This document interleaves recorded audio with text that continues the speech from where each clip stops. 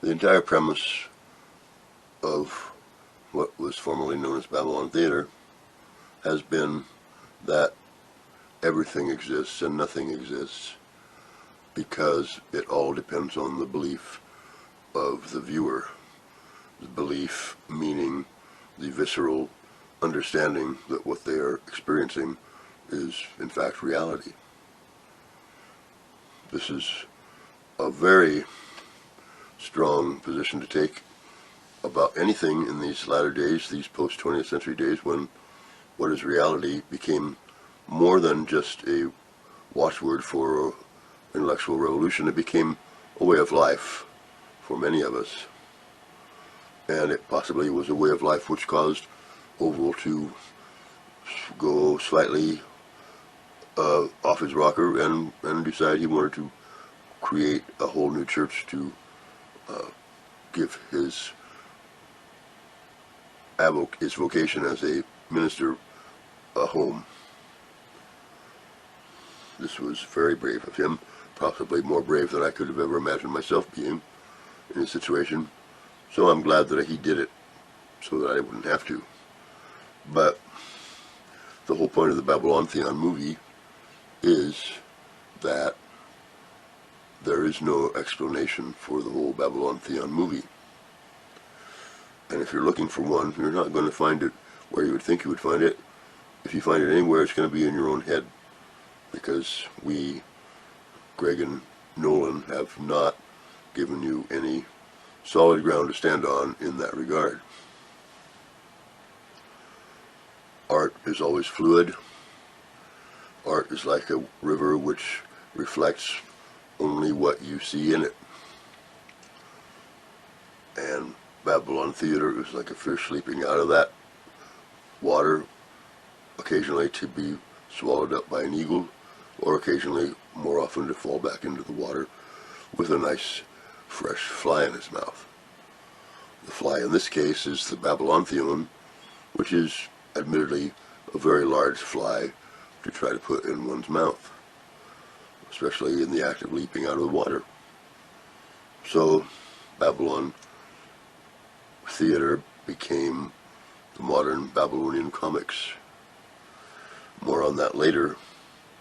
For right now, I just want to acknowledge that I, for one, am not at all unhappy with the words which Oval Rubber put out there earlier, and which you may see on the site here anytime you want to go to it. And I would suggest you listen to his story before you come to mine, but it doesn't really matter because they're interchangeable. They both have the same value on the card deck, and they both have the same weight on the chessboard.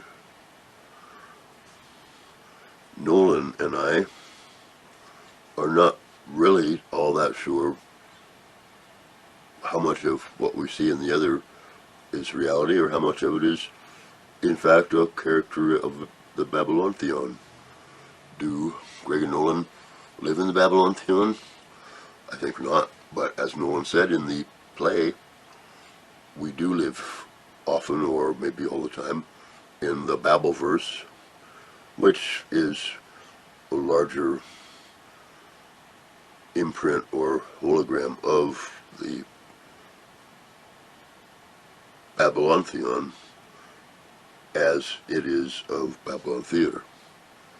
We are not Babylon Theater.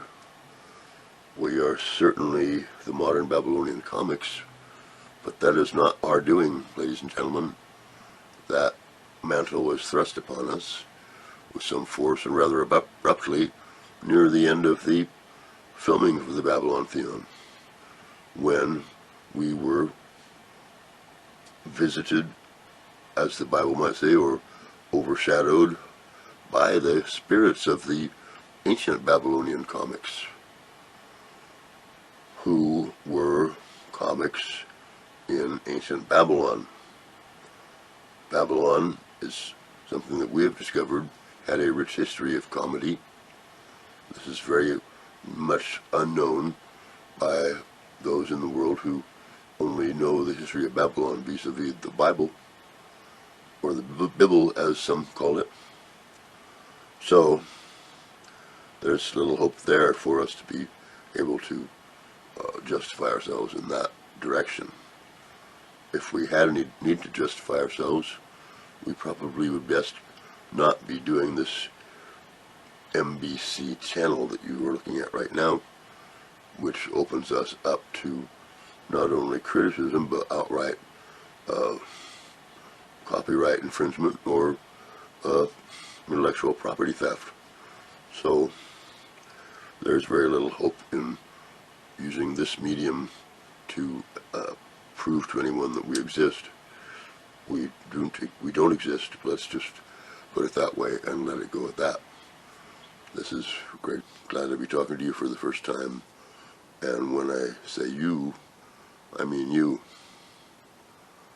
Good night.